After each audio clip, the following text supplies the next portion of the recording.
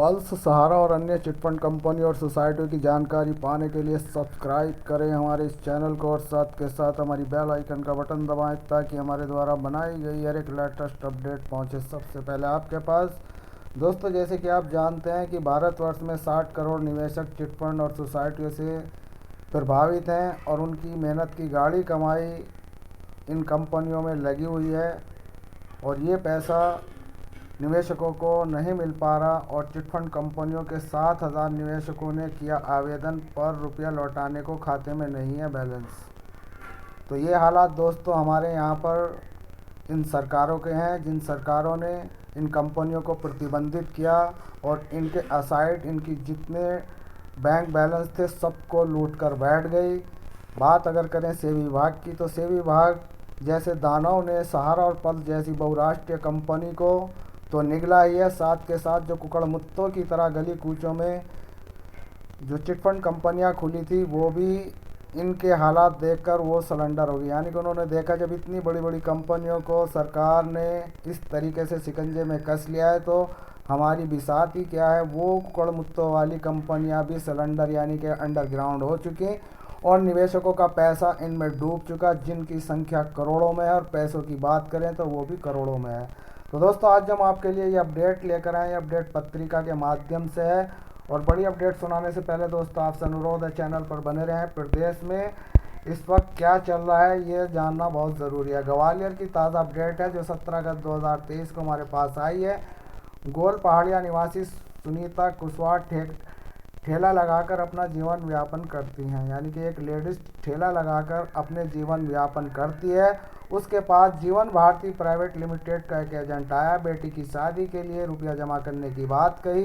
बेटी की शादी पर रकम डबल झांसा दिया, यानी कि बेटी की शादी पर डबल रकम हो जाएगी ये झांसा दिया गया। उन्होंने अपनी कमाई का एक एक रुपया जोड़कर जीवन भारती में 500 रुपये महीना जमा किया। करीब 30,000 रुपये उन्होंने अपनी कंपनी में जमा किए, लेकिन उन्होंने जो रकम जमा की वह नहीं मिली।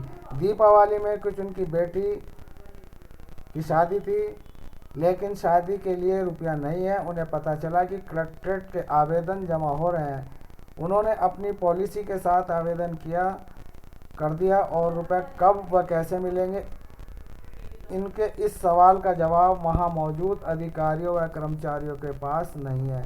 यानी कि ये तहसील परिसर में जो डॉक्यूमेंट जमा किया जा रहे हैं बैड एक्ट 2019 के तहत, या ये कह सकते हैं कि 2024 के इलेक्शन की गणना करने के लिए कि चिटफंड के कितने बंदे किस राज्य में पीड़ित हैं। अगर ज़्यादा हैं तो उनका पैसा दिया जाएगा, चाहे थोड़ा दें, और अगर थोड़े हैं तो उनको कोई पैसा वैसा नहीं दिया जाएगा। जैसे कि आप जानते हैं कि पीएसएल का प्रोसीजर 2018 से चालू है और 2024 खत्म होने को आ चुका, यानी कि 23 खत्म होने को आ चुका और 24 लगने को तैयार है।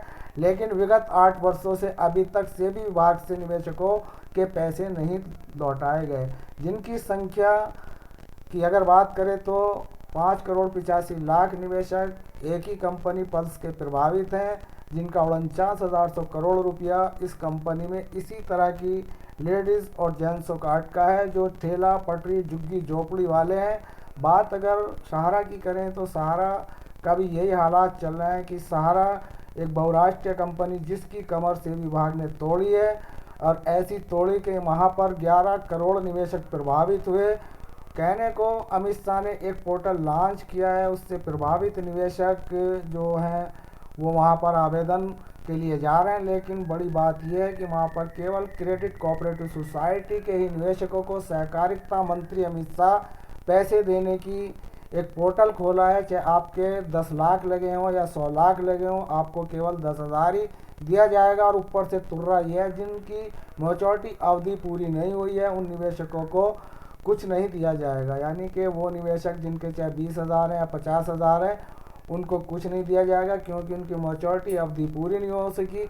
तो दोस्तों, इसमें बड़ा झोल ये है कि मैच्योरिटी अवधि पूरी कैसे होगी जब सहकारिता मंत्री ने इन सोसाइटियों पर प्रतिबंध लगाया, या जिसने भी प्रतिबंध लगाया, तो अब उनकी मैच्योरिटी अवधि तो उसी दिन ख़त्म हो चुकी जिस दिन ये बैड एक्ट 2019 के तहत अपने डॉक्यूमेंट या फिर सहारा रिफंड पोर्टल के तहत उनके बॉन्ड सबमिट किए गए। तो उनकी मैच्योरिटी अवधि तो वहीं खत्म हो चुकी। तो ऐसे में निवेशकों के साथ ये कुछ छल कपट कर यहाँ पर प्रोसीजर को परोसा जा रहा है। तो दोस्तों अभी हिंदुस्तान में अंधेरी गर्दी चल रही है। यहाँ पर सरकार निवेशकों के हितों को नसात कर अपने इलेक्शन बेस को साधती है और ये देखना चाहती है, स्मार्ट सरकार है, वो चाहती है कि निवेशकों के प्रत्येक राज्य का बायोडेटा मिल जाए और उसी के आधार पर निवेशकों को चूरा बांटा जाएगा। यानी कि ये जो टॉफियाँ बांटी जा रही हैं, किसी को 10,000, किसी को, यानी कि पल्स की बात करें तो वहाँ पर आज विगत 17 वर्षों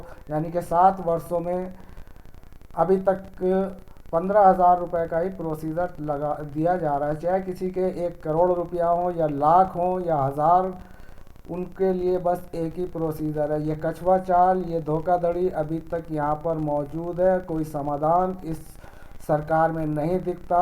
आने वाली हर सरकार ऐसी ही होती है। सारे जितने भी सरकारें सब इन कंपनियों के मकड़ जाल जो ये फैला हुआ था, उसके जो मामले चल रहे हैं उनसे अपनी दूरियां बनाए हुए हैं। और क्यों दूरियां बनाए हुए हैं, ये कोई गहरा राज है। तो दोस्तों हमारे लिए तो बस इतना ही था कि आपके लिए चिटफंड पर ताज़ी अपडेट लेकर आए थे कि चिटफंड कंपनियों में 7,000 निवेशकों ने किया आवेदन, पर रुपया लौटाने के लिए खाते में नहीं है पैसे। तो दोस्तों देखना यह है कि आगे इस प्रोसीजर के माध्यम से क्या निवेशकों को पैसा मिल पाएगा। और दोस्तों जब पूत के पैर पालने में नज़र पहले ही हमें आ रहे हैं तो क्या निवेशकों को पैसा मिलेगा। तो दोस्तों संगठित होइए और संगठित होकर, जैसे कि आप जानते हैं कि इस वक्त न जाने कितने संगठन आपकी आवाज़ को बुलंद कर रहे हैं, उन संगठनों से जुड़िए। जितने भी चिटफंड से पीड़ित हैं, यानी कि जितने भी ठगी पीड़ित निवेशक हैं, उनके लिए संगठन बने हुए हैं। प्रत्येक राज्य में संगठन चल रहे हैं। आप उन संगठन से जुड़िए, चाहे ऑनलाइन से जुड़िए, ऑनलाइन से उन संगठनों से जुड़िए जो संगठन आपके लिए आवाज़ उठा रहे हैं। 2024 के इलेक्शन से पहले आपको पैसा दिलाना चाहते हैं। तो दोस्तों ये इस वक्त बहुत ज़रूरी हो जाता है, क्योंकि यहाँ पर सरकारें जो हैं बिल्कुल कपटी हो चुकी हैं। और कपटी होने का ही कारण है जो निवेशकों की संख्या 60,000 करोड़, जो देश के 130 करोड़ निवेशकों में 60,000 करोड़ प्रभावित है और सरकार आंख मूंद कर बैठी है।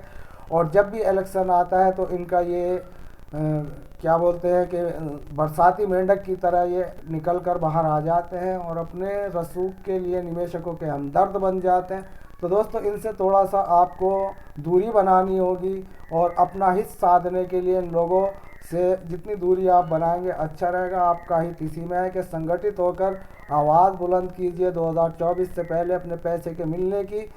इस सरकार से जो है दो हाथ करना पड़ेगा, तभी आपको पैसा मिलेगा। तो दोस्तों पहले मतदान नहीं होना चाहिए, पहले भुगतान होना चाहिए। तो दोस्तों पहले भुगतान फिर मतदान, ऐसा ना हो कि पहले मतदान करते हैं बाद में भुगतान के झांसे में आ जाए। तो दोस्तों झांसा नहीं आना, झांसे में लेना है। तो मिलता है फिर किसी नेक्स्ट न्यू अपडेट में, तब तक के लिए यूएस खान को दें इजाज़त। धन्यवाद। जय हिंद।